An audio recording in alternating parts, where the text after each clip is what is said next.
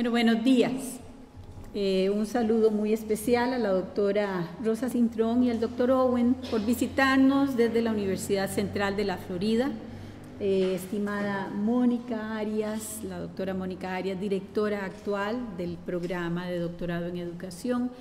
Un saludo muy especial a doña Yolanda Rojas, quien ha sido la directora de este programa, impulsora importante del programa durante muchos años. Estimada directora del INIE, estudiantes del programa de doctorado y otros estudiantes, profesores, profesoras, estimado señor decano de la Facultad de Medicina, bienvenido, muchas gracias por estar acá con nosotros. Bienvenidos todos y todas. Estamos durante esta semana celebrando el 20 aniversario del programa latinoamericano de doctorado en educación. 20 años que celebramos. Don Luis Garita, buenos días, no lo había visto, el señor es rector, doctor Luis Garita, bienvenido también. Les decía entonces que estamos celebrando 20 años de tener este programa en donde hay un número mágico que estuvimos analizando en la comisión del programa de doctorado. 50 tesis se han presentado en un periodo de 20 años. Un número mágico de 20-50, que no es un número típico, es más bien un número atípico en cuanto a lo que podríamos llamar, con el término más horroroso, efectividad de un programa académico.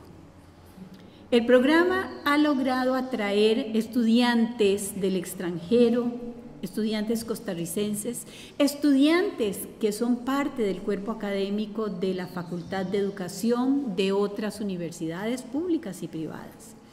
Ha sido un programa que durante sus 20 años ha abordado los más disímiles temas referidos al tema educativo, desde la perspectiva de múltiples disciplinas, de estudiantes y profesores que provienen de diversas áreas de formación.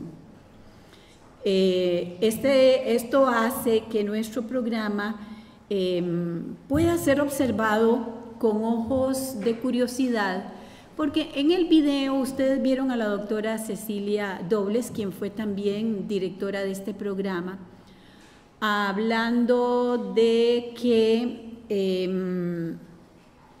el objeto de la educación es un objeto interdisciplinario y que el modelo del programa de doctorado se ha nutrido del modelo europeo y el modelo estadounidense.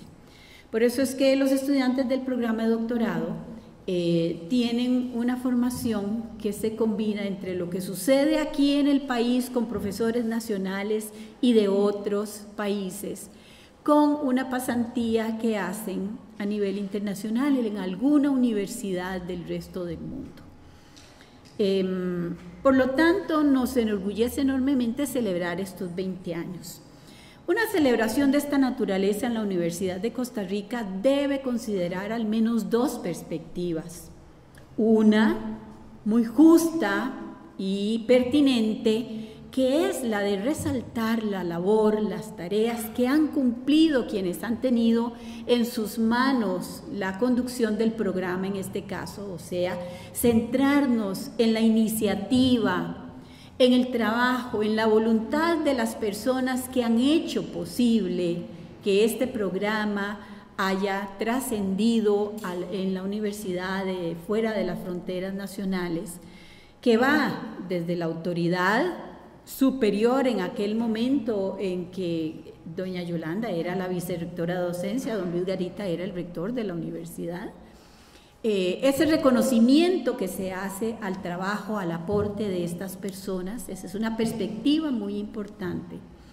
Pero la otra perspectiva que es también igual o tal vez un poquito más importante es que una celebración propia de la Universidad de Costa Rica tiene que centrarse en resaltar el conocimiento que se genera, el aporte de la institución al bienestar social, el trabajo académico que se ha producido gracias a esa instancia, en este caso nuestro programa de doctorado. Podríamos pensar en los 75 años de la institución que estamos celebrando también este año.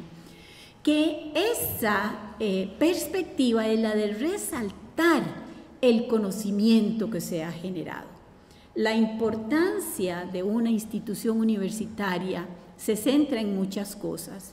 Una de ellas es la de producir conocimiento para ponerlo al servicio de la sociedad. Y en este caso, celebrar los 20 años del programa de doctorado en educación con una conferencia que nos da una visitante internacional, la doctora Rosa Cintrón de la Universidad Central de la Florida, es acorde con esa perspectiva de destacar la importancia académica de un programa de esta naturaleza. Durante estos días, la celebración no solo se centrará en recuerdos, en anécdotas, en escribir un poco la historia del programa, sino también en aportarle a la comunidad universitaria la oportunidad de pensar, de formarse en este caso específico en el tema de la investigación cualitativa. La doctora Cintrón en estos días, hoy en la mañana, se centrará en el tema en general de la investigación cualitativa. Hoy en la tarde va a trabajar un taller de un método de investigación muy complejo que se llama la teoría fundamentada, en donde vamos a participar y enriquecernos con su experiencia en el campo. Y así la celebración va a estar acompañada permanentemente de la reflexión académica acerca, en este caso, del tema de la investigación. Así es que creo que es una celebración digna de una institución como la Universidad de Costa Rica, que, repito, está cumpliendo también 75 años de haber sido fundada. Así es que nos sentimos muy complacidos de tener a una audiencia como esta, ansiosa de conocer, de formarse aún más en este campo, y les invito a estar pendientes de nuestras otras actividades de celebración y además a continuar poniéndose la camiseta universitaria y centrarnos en el mejoramiento académico de cada uno, cada una de nosotros, ya sean estudiantes, profesores, personas de la universidad o fuera de ellas, para poder seguir aportándole a la sociedad costarricense lo que realmente puede brindarle una universidad. Muchas gracias.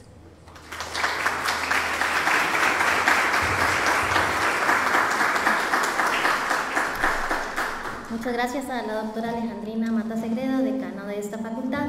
Y para dar inicio a la conferencia, el doctor Eldon Caldwell nos va a dar una reseña académica de la doctora Cintrón.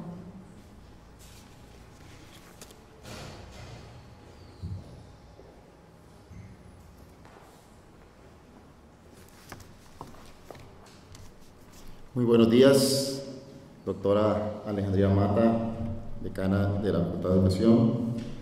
Muy buenos días, doctora Mónica Arias, directora del Programa Latinoamericano de Doctorado en Educación. Muy buenos días también a la doctora Rosa Cintrón y al doctor Thomas Owens por acompañarnos en esta hora desde la Universidad de la Florida Central. Muy buenos días a directores de unidades académicas aquí presentes, público presente, estudiantes, doctorandos, compañeros y amigos, colegas. Muy buenos días a todos. Para mí es un honor y la verdad que muy agradecido con la organización que me hayan solicitado hacer esta presentación de la doctora Cintrón, a quien más que profesora, académica, investigadora, experta, especialista, quisiera presentarla como la conocí en mi experiencia de pasantía en esta universidad, igual que el doctor Owens. en esta, pues digo yo, extraordinaria práctica formativa dentro del doctorado, cual es realizar una pasantía internacional como la que nos da la oportunidad la universidad de hacer. ¿Y por qué? Porque, bueno, también es un asunto práctico. Todos queremos escuchar ya a la doctora Cintrón lo que nos tiene que decir, y por dicha que me tocó presentarla a ella solita en este momento y no junto con el doctor Owens, porque si no entre los dos tendría que haber leído 80 páginas de currículum. Entonces nos quedamos con las 40 páginas de la doctora Cintrón, pero creo que lo que más nos interesaría en esta hora no es que les comente sobre sus estudios, en primer lugar en psicología, y luego en psicología clínica a nivel de maestría, y posteriormente a nivel de doctorado en la Universidad Estatal de Florida en educación superior, ni más de sus 40 journals, 3 libros, más de 20 distinciones y premios en su carrera de más de 30 años en el ejercicio de la investigación y la academia de educación, así como la gran cantidad de doctorandos que hoy pueden decir que en su formación han tenido el aporte de la doctora Cintrón a lo largo de su carrera. Creo que más me gustaría presentar a la doctora Cintrón como yo la visualizo, como la aprecio, como tuve la oportunidad de trabajar con ella, como una persona sencilla, como una persona comprometida con la excelencia, un poco compulsiva y obsesiva,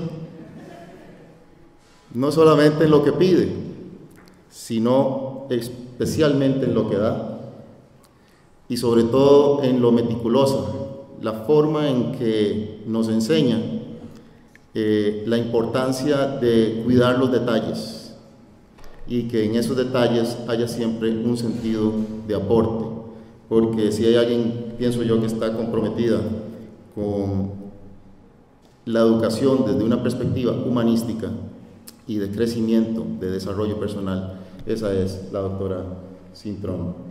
Y yo sé que a ella no le gusta nada de esto, porque conociéndola le parece que son como muchas pompas, y a ella no le gusta para nada este tipo de pompas, pero la verdad es que lo único que puedo decir es, en nombre de todos los que la conocemos como Dr. C o Doctora C, y que hemos tenido la oportunidad de hablar con ella, darle las gracias por estar con nosotros en esta hora, y sobre todo muchas gracias por una vida entregada al crecimiento y al desarrollo de muchas personas en el mundo. Muchas gracias, doctora Cintrón. Un aplauso, por favor, para la doctora.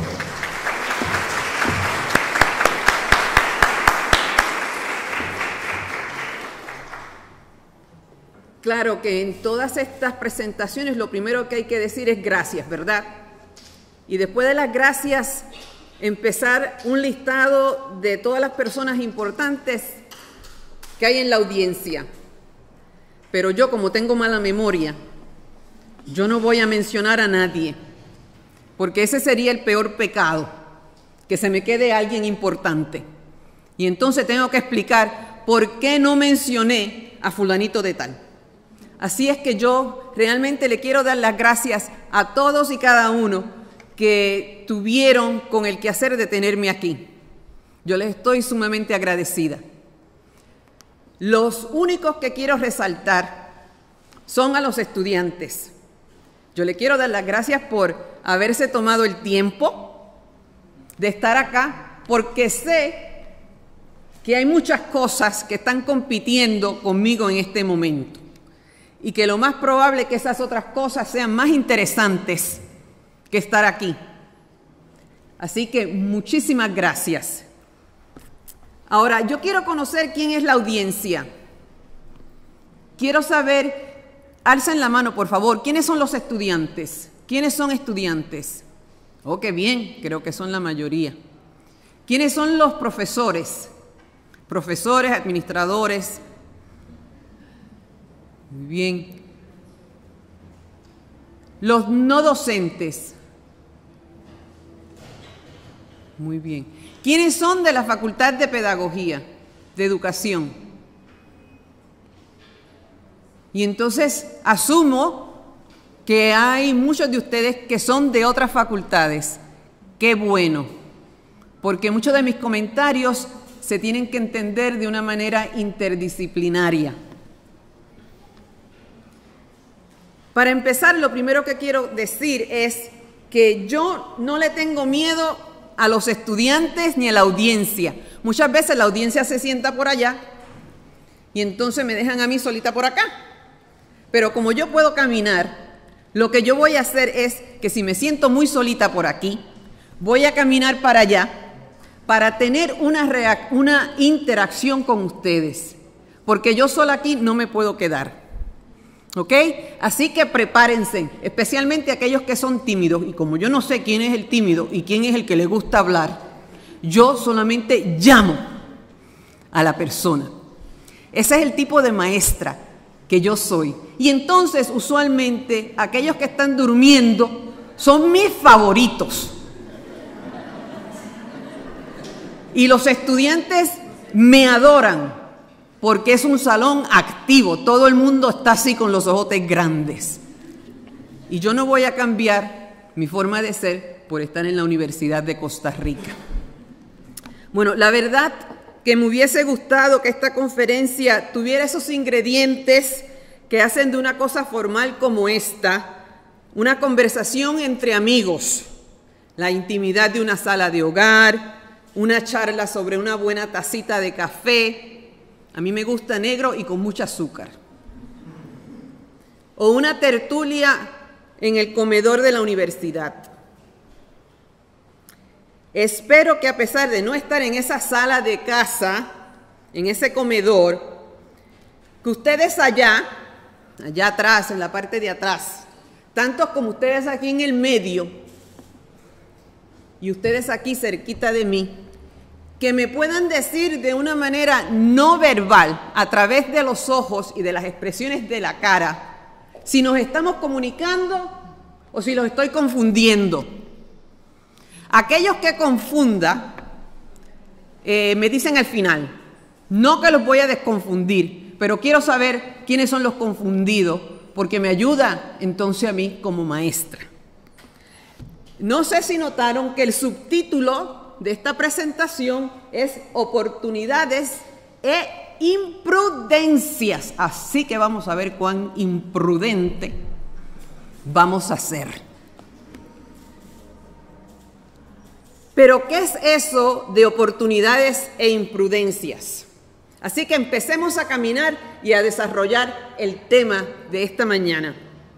Y lo voy a empezar con una historia, porque ya ustedes saben que lo más que entendemos es un cuento, una historia. Y esta es mi historia para empezar. Érase una vez un lugar donde concurrían todos los caminos del mundo. Y justo en aquel lugar había una cabaña. Y en aquella cabañita vivía un sabio. Y entonces era un día como cualquier otro, como hoy. Pero que había un muchacho quizás como tú allá con la camisa azul, ¿verdad? Y ese muchacho pensó, bueno, yo me he ideado una broma pesada con el sabio este. Pensó el muchacho, yo voy a engañar al sabio. Voy a llevarle un pájaro dentro de mi puño y le voy a preguntar una cosa. Le voy a preguntar si el pajarito está vivo o muerto. Si me dice que está vivo, aprieto el puño, sofoco al pájaro, se muere y se lo tiro al piso. Si me dice que está muerto, Entonces yo abro la mano y el pájaro sale volando. Qué chico tan interesante, ¿verdad? E inteligente. El muchacho llegó a aquel lugar donde concurrían todos los caminos y justo en una esquinita estaba la cabaña del sabio. Y entonces le pregunta el muchacho: sabio, ¿el pájaro que tengo en mi puño está vivo o está muerto?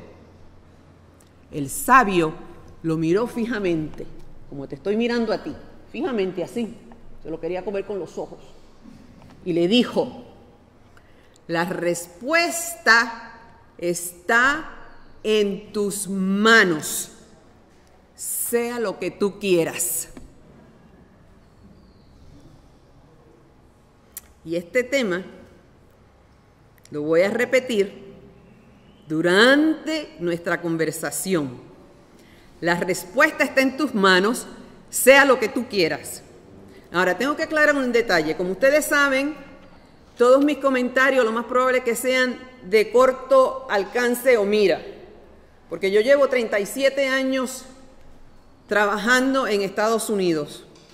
Y a pesar de que me preparé, pienso, bien, leyendo todo lo que pude encontrar sobre la realidad universitaria en Costa Rica, yo no tengo su vivencia. Y para mí, la vivencia es fundamental. Pero caminemos dentro de ese marco de limitación. Decía Brenda Gurney que vivimos en momentos históricos únicos y extraordinarios. Como nunca, los años de vida se han alargado. Como nunca, conocemos a otros de otras tierras. Como nunca, somos muchos los tocados por las cosas que tocan a otros. Y como nunca, más y más llegan a las aulas universitarias. Pero por otro lado, como nunca, muchos viven en pobreza. Como nunca, muchos mueren de enfermedades prevenibles. Como nunca, muchos más tienen anhelos de obtener una educación. Podríamos postular que es la educación el hilo con que tejemos muchos de esos elementos que hacen de nuestro vivir contemporáneo momentos históricos y extraordinarios. La educación es el hilo que teje ese como nunca del que hablaba.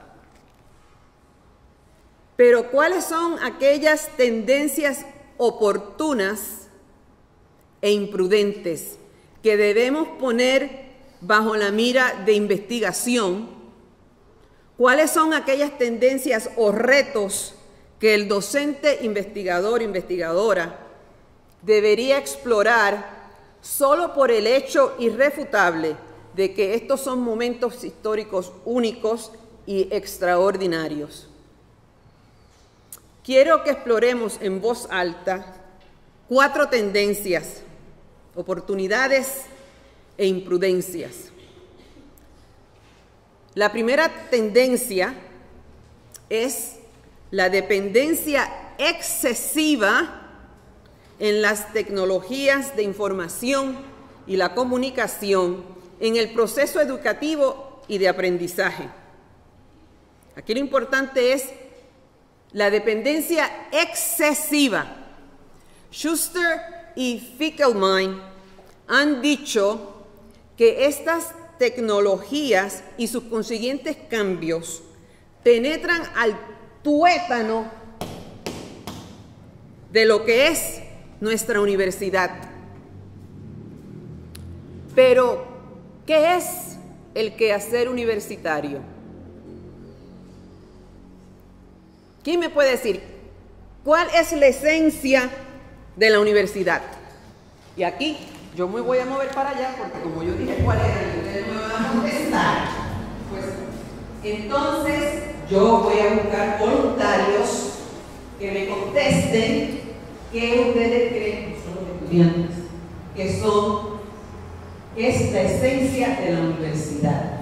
Y les quiero decir que para mí una buena contestación, quizás una de las mejores contestaciones que un estudiante puede darme es: yo no sé, no tengo la más mínima idea de lo que usted está hablando.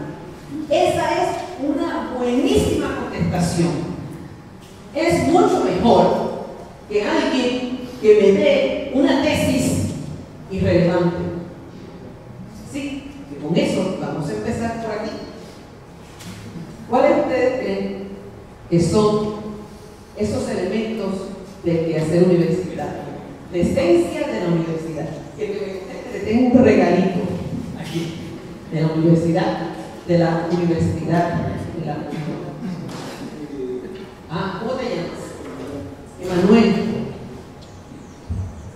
El otro día en clases, el profesor mío estaba hablando de eso mismo, y él definía así que es confrontación, digamos, como confrontar lo que decimos nosotros para tratar de llegar a la verdad. Eso es esencia de la universidad, es confrontar y saber lo que dices tú y lo que digo yo para llegar a la verdad. La dialéctica le dirían alguna gente a eso. Vamos a darle por aquí a reforzar los psicólogos. Yo creo que aquí hay un psicólogo, ¿verdad? A los psicólogos les gusta reforzar la conducta. Otra persona más. Vamos a... No. Ustedes creen que yo me voy para allá. Pues vamos a sorprenderlo y vamos a quedarnos aquí con esta esquinita. A ver, ¿cuál es la esencia de la universidad? A una muchacha. ¿Cómo te llamas? Ania. Ania, ¿qué tú piensas que es la esencia de la universidad?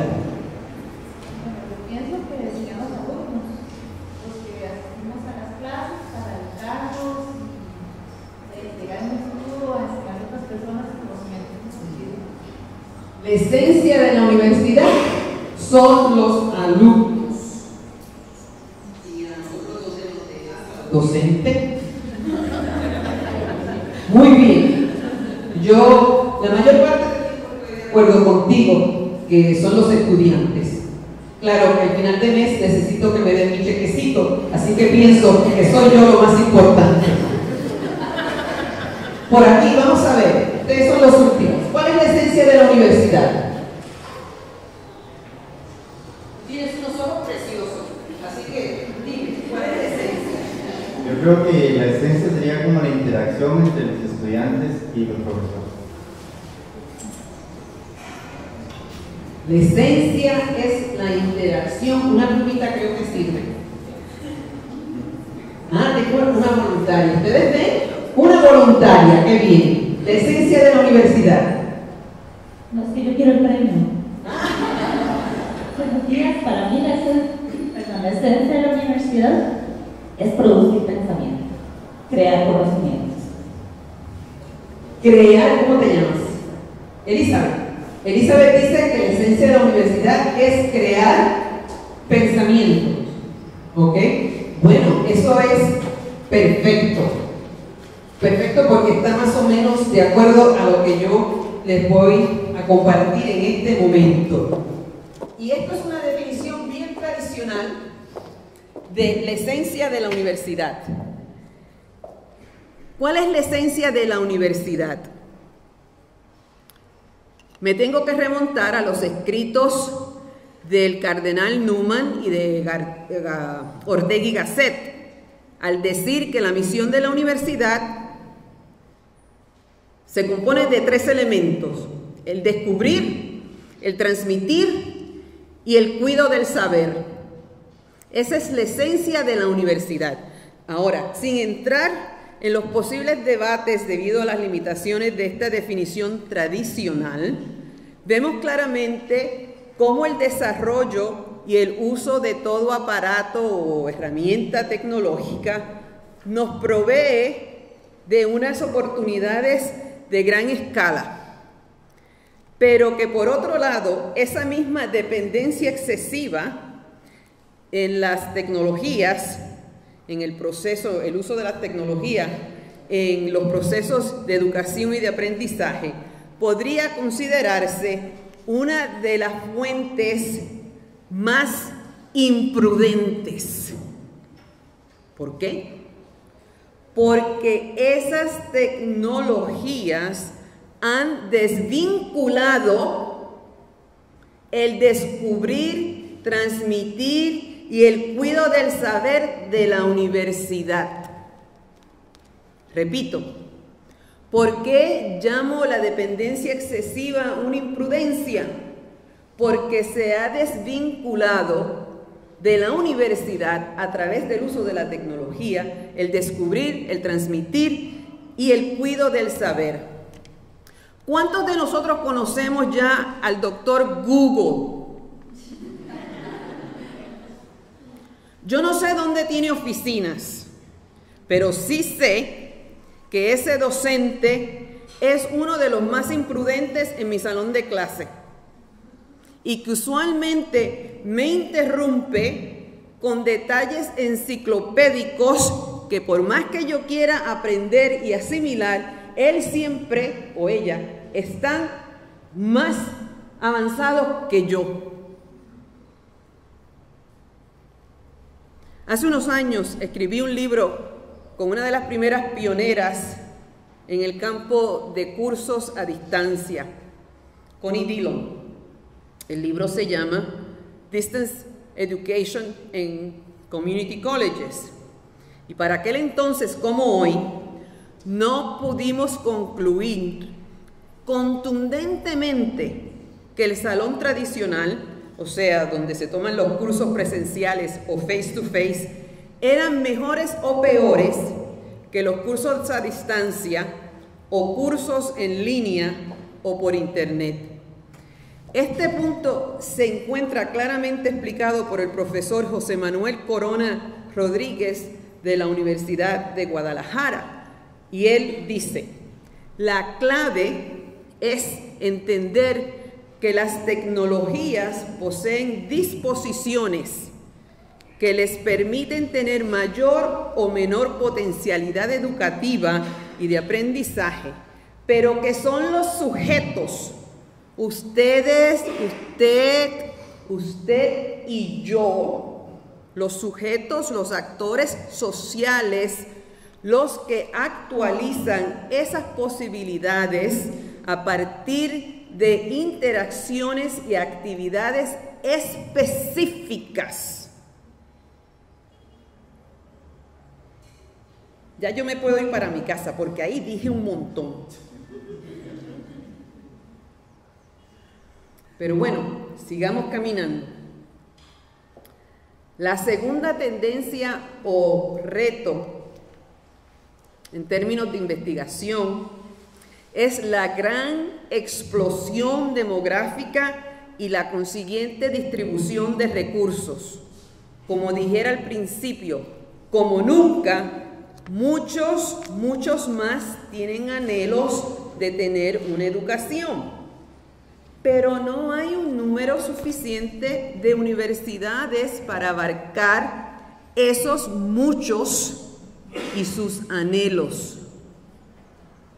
Tom y yo venimos de la universidad más grande en este momento en los Estados Unidos. Pensábamos que era la número 2, pero esta semana, ya estando aquí, leí las últimas estadísticas y nos hemos movido de número 2 a número 1.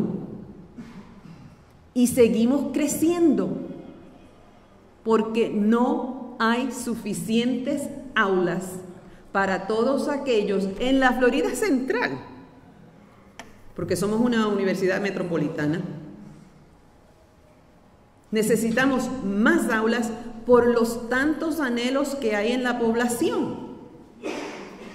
Claramente tenemos que preguntarnos ¿Cómo vamos a ofrecer oportunidades universitarias a todos aquellos que desean una? Las oportunidades de investigación usualmente se centran, cuando estamos hablando de este segundo punto, en factores económicos. Que si hay dinero, ¿cuánto dinero hay? ¿Quién va a pagar?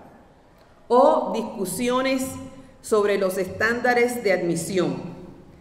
Pero hoy día hay una serie de preguntas, de variables, de imprudencias que el docente investigador, investigadora, debería explorar solo por el hecho irrefutable de que son estos unos momentos únicos y extraordinarios.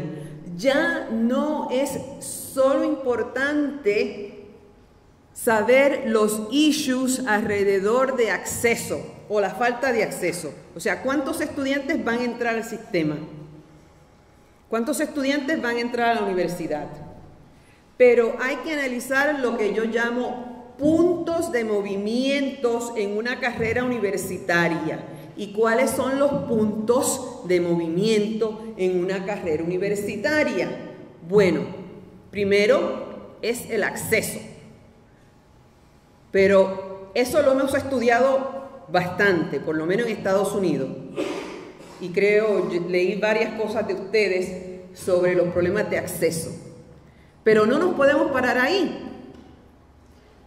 Los otros puntos de movimiento que yo creo que son importantísimos tienen que ver con la retención. O sea, los estudiantes que entraron en primer año, ¿los retuvimos o qué pasó con esos estudiantes? La retención de primer año. El próximo punto de movimiento es persistencia. ¿Qué ha pasado con los estudiantes que vinieron y estuvieron en primer año y que han pasado a segundo y tercer año? Y por último, graduación. Estos puntos de movimiento se tienen que analizar, pienso yo, obligatoriamente. ¿Cuáles son los puntos en ese movimiento donde perdemos el mayor número de estudiantes? ¿A quiénes perdemos? ¿De dónde vienen? ¿Cuáles son los factores que definen los estudiantes preuniversidad? ¿Qué factores definen la integración del estudiante a la vida universitaria? ¿Y qué es eso de la vida universitaria? ¿Quiénes son los docentes con mayor influencia en la formación de los estudiantes de primer año? Y para mí es bien importante porque esos son los docentes que influyen la socialización del estudiante a los quehaceres e identidad universitaria. Y para mí sumamente importante, ¿qué variables de clase social y económica definen al estudiantado? ¿Quiénes son los pobres y quiénes son los pudientes? ¿Quiénes empiezan pero no terminan? ¿Por qué? Etcétera, etcétera, etcétera. Ustedes no saben cuánto me duele decir etcétera, etcétera, etcétera, porque esta es mi área de investigación, los puntos de movimiento específicamente de las poblaciones minoritarias en Estados Unidos, de los negros, de los hispanos y del indio norteamericano. Si de alguna publicación estoy orgullosa, son aquellas que he escrito en colaboración con mis estudiantes colegas de Oklahoma, que son miembros de tribus de indios americanos. Al investigar y escribir con ellas, todas son mujeres, aprendí mucho sobre las variables que obstaculizan el logro universitario. Pero más importante aún, aprendí sobre esa otra realidad vivida por muchos para los cuales la universidad es una fuente de intimidación, de mito y opresión. Quizás en el futuro, si me vuelven a invitar, quisiera que ese fuese mi único tema para compartir con ustedes, porque quisiera desarrollar la idea en países latinoamericanos sobre los obstáculos a través de clase social, etnicidad y color, esos obstáculos de intimidación, mito y opresión que viven los otros, especialmente los estudiantes de familias pobres. Siguiendo nuestro caminar y acercándonos al cierre de mi charla, presento la tercera tendencia o reto de investigación: el cambio del desplazamiento o desplazamiento de las responsabilidades del sector público al sector privado. El desplazamiento de las obligaciones del sector público al sector privado. Sin minimizar la fuerza de los cambios cabales y profundos ocasionados por las nuevas tecnologías y el crecimiento demográfico, tal vez el cambio más despampanante en este momento es que las verjas que demarcaban los puntos de colindancia entre el sector público y el sector privado se han movido y se siguen moviendo. Ahora, muchachos y muchachas, no se me duerman. Esto es algo bien importante de entender, porque tiene unas repercusiones importantes de cómo se va a definir tu patria en este futuro cercano, no en 50 años, ahora. Así que si hay alguien durmiendo al lado tuyo, dale ¿cómo se dice eso? Dale un codazo bien grande y despiértalo. Porque esta es la responsabilidad social de la gente joven que está aquí. La tercera tendencia o reto de investigación es que las verjas que demarcan los puntos de colindancia entre el sector público y privado se han movido y se siguen moviendo, donde la ubicación exacta de los límites hasta ayer claros entre la educación pública, la educación privada sin fines gananciales y la educación privada con fines de lucro se caracterizan hoy día por verjas comidas por comején, verjas con rotos bien grandes o con colindancias borrosas y empañadas. Ese es el reto de ustedes los jóvenes. Para cerrar, paso a la última y cuarta tendencia o reto de investigación: la metamorfosis del rol del docente. Lo voy a decir, la metamorfosis que se está dando en la vida del docente es de movernos, de cambiar completamente, como dice la palabra metamorfosis, de instruir a descubrir en este futuro que comenzó ayer,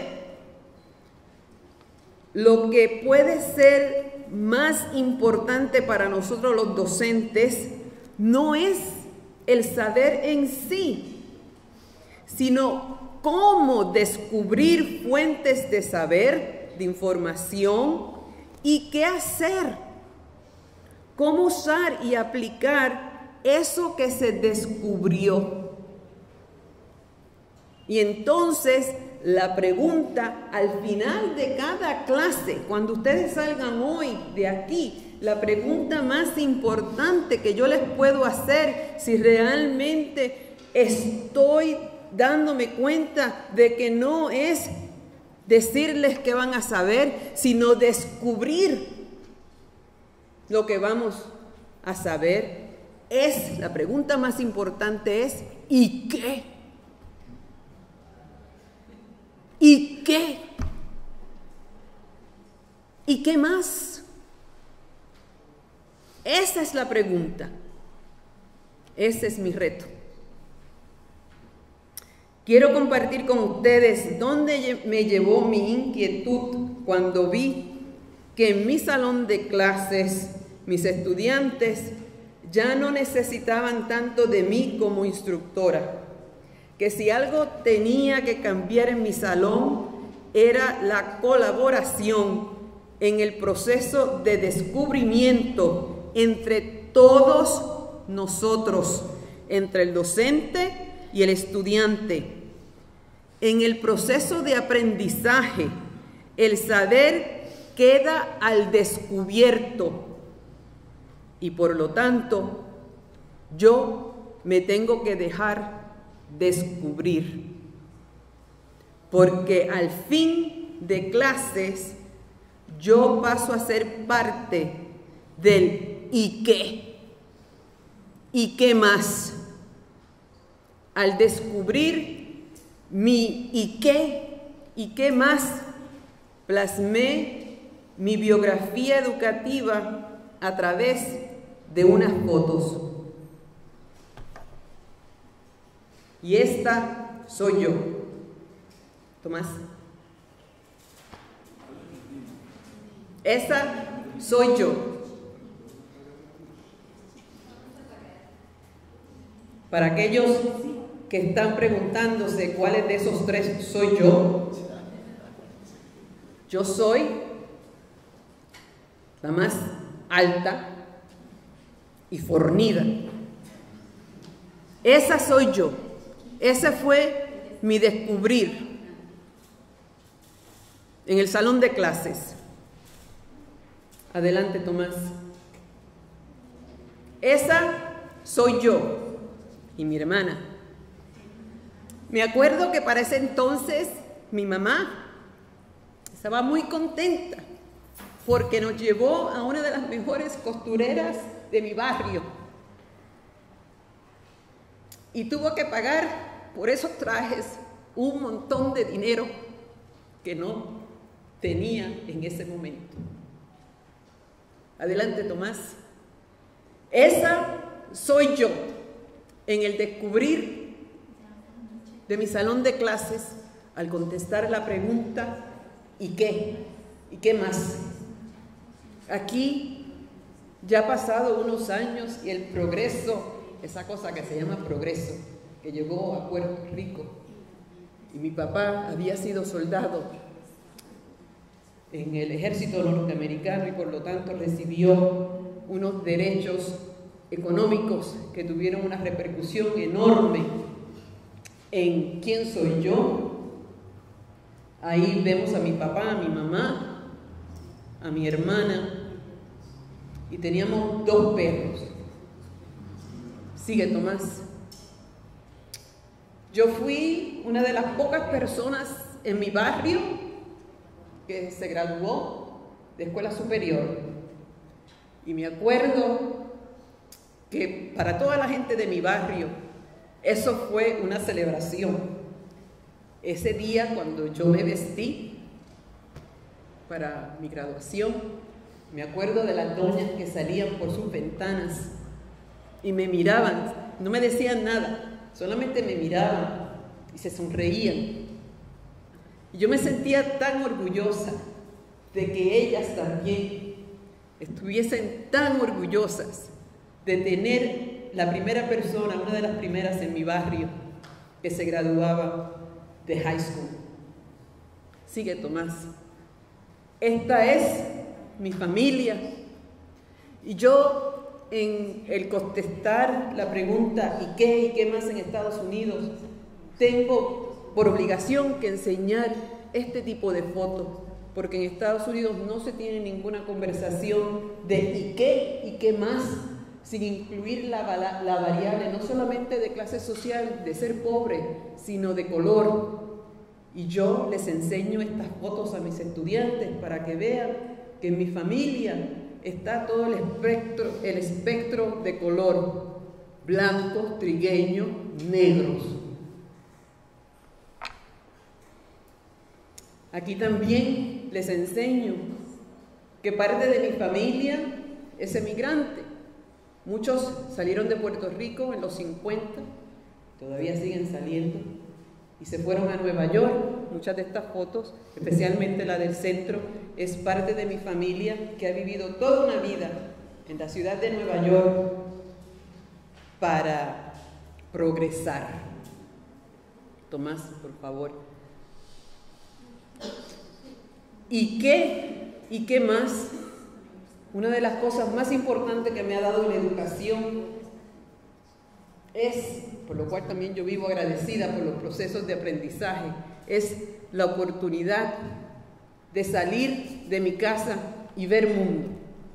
Estas fotos son en un año que estuve de estudiante en un programa de intercambio, cuando por primera vez yo conozco estudiantes de otros sitios. Habían estudiantes de Grecia, de Alemania, y para mí, una chica de un barrio, eso era tremendo. Yo no lo podía entender, pero qué transformación de ¿y qué más?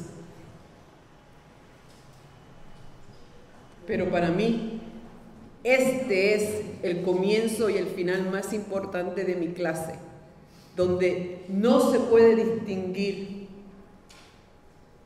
quién soy yo de mis estudiantes, porque mucha de la realidad de ellos es mi realidad. Pero al entrar al mundo universitario, pasamos como por también una metamorfosis, donde nadie sabe eso de mí.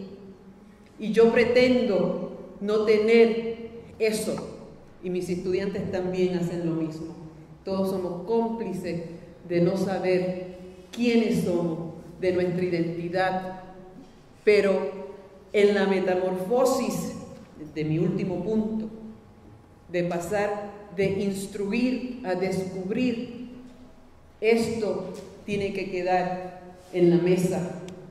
Y en tanto y en cuanto eso no se discuta, no se puede dar ninguna oportunidad, porque es esa imprudencia la que tiene que formar parte de ¿y qué más? Gracias.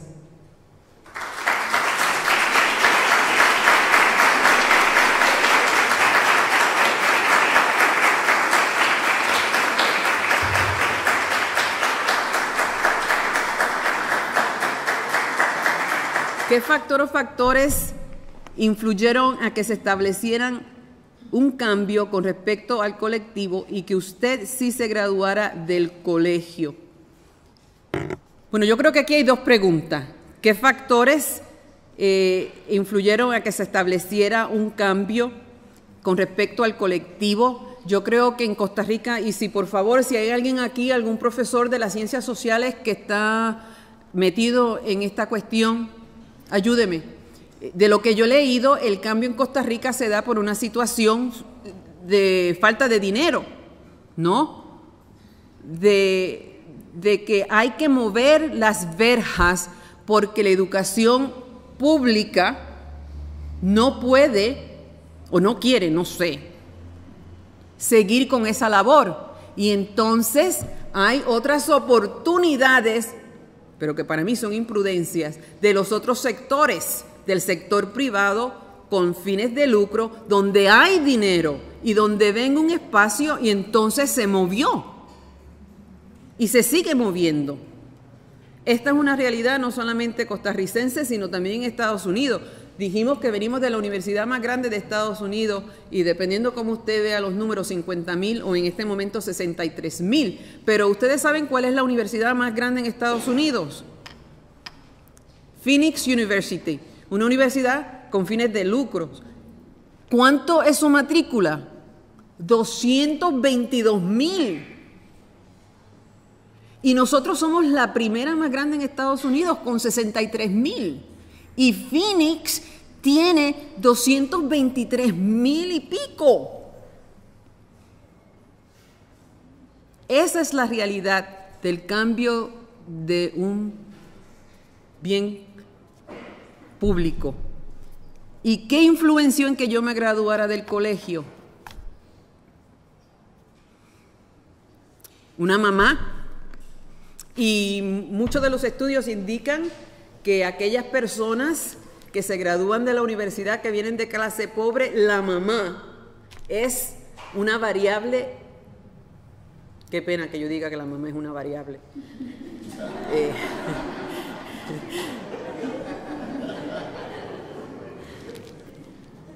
Que la mamá, las madres, son la variable más importante en formar las aspiraciones de los muchachos universitarios. Y yo, para mí, mi madre, sí, fue parte de ese estudio.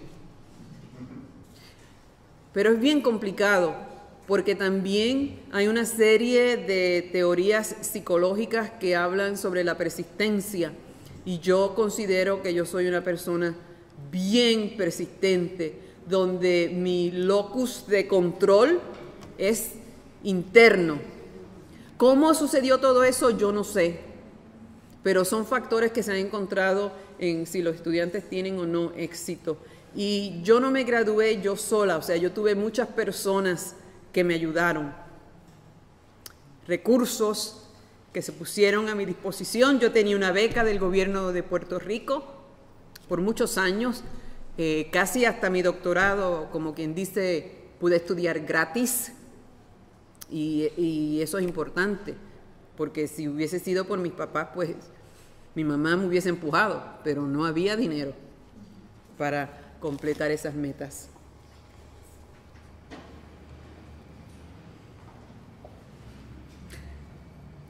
Universidad para todos. Sí, no, ¿por qué? Esto es bien filosófico y mi marido me decía, pero si tú realmente extiendes ese argumento que tú estás promoviendo de que todos deberíamos ir a la universidad, él me dijo, ¿y quién va a recoger los tomates? ¿Tú has pensado, y quién va a arreglar las calles? O sea, vamos a tener que discutir unos procesos de desigualdad a la larga que a la corta, porque hay unas tareas que se tienen que llevar a cabo. Ahora, yo no sé si esas tareas dentro de mi mundo van a ser personas con doctorado que tienen que recoger los tomates. ¿Entienden? ¿Cómo si se sigue extendiendo la visión que yo tengo, hasta qué punto? Porque yo también sé que mi doctorado vale algo, especialmente dentro de la realidad norteamericana, porque ustedes piensan que hay muchas personas, mujer, latina, puertorriqueña, que tienen doctorado. No, por lo tanto, yo soy una comunidad en Estados Unidos, porque todas las universidades tienen que tener cierto número de latinos, de blancos, de negros, hombres, mujeres. Ahora, si hay un montón de mujeres como yo, ¿ustedes creen que mi doctorado va a valer algo? No, pierde valor.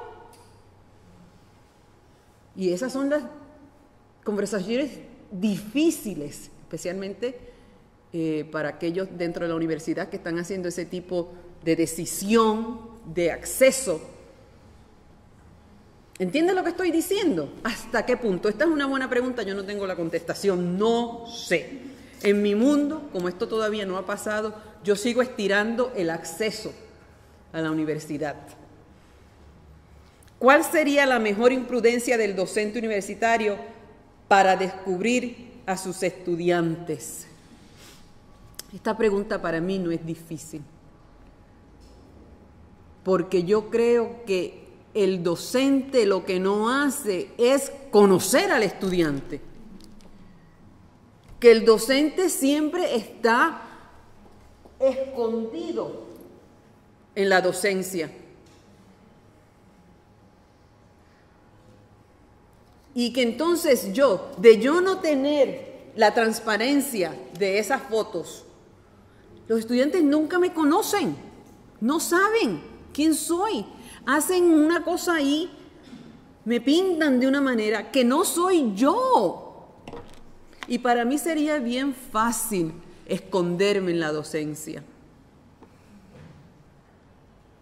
Pero la mayor imprudencia que puede hacer un docente es descubrirse. Y usualmente es en las variables de clase, de oportunidades, de yo llegué aquí, pero dejé a muchos. Ustedes saben que en mi barrio, yo y mis hermanas pudimos hacer esto, pero muchos se quedaron. Y yo siempre me pregunto, ¿cuál es la diferencia entre esos y yo? Yo no sé. Conozcan a sus estudiantes, no se escondan. Y esto es largo aquí. ¿Cómo empezar a romper paradigmas del profesor universitario instructor y llegar a ser profesor universitario descubridor que realice una representación pedagógica de los contenidos coherentes en este contexto histórico que como nunca impone grandes desafíos para la humanidad? Yo creo que ha habido un cambio histórico en la universidad, por lo menos desde el punto de vista histórico de la Universidad Norteamericana. Yo enseño el curso de la historia universitaria. Y hubo un punto en que un profesor universitario era un agente activo en su comunidad. Se envolvía, trabajaba con los miembros de su comunidad, de los problemas sociales y reales de esa sociedad.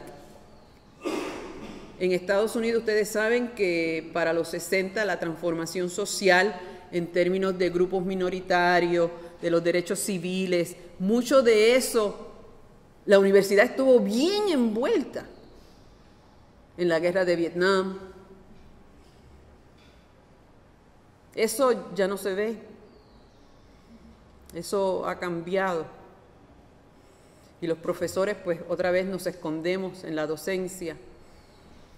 Yo creo que parte tiene que ver con el movimiento. Esto es mi opinión. Yo no he estudiado esto, pero así que me ponen a contestarlo. Yo creo que tiene que ver con el movimiento de calidad y efectividad en nuestro salón de clase, donde no era el enseñar, sino cuántos estudiantes más uno puede enseñar. Para mí la presión ha sido mover todos mis cursos presenciales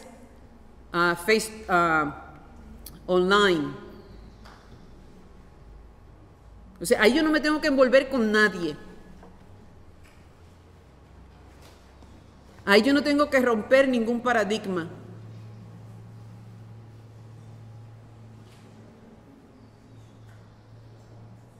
Ahí yo no tengo que ver nada de y qué más.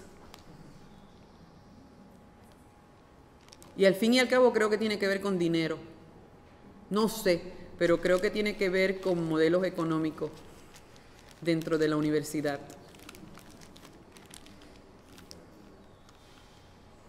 Estas son preguntas sumamente complicadas y ustedes tienen una facultad con peritaje en estas áreas, en educación, en las ciencias sociales y en las otras facultades que ustedes tienen. Yo los motivo a que sigan la conversación. O sea, esta conversación es nada si se muere aquí. Aquí se quedó, celebramos los 20 años, la fiesta se terminó, sigamos. Si en algo yo los puedo motivar es a que sigan la conversación, porque es una conversación que va a determinar el futuro universitario de su país. Otra vez, gracias y nos vemos.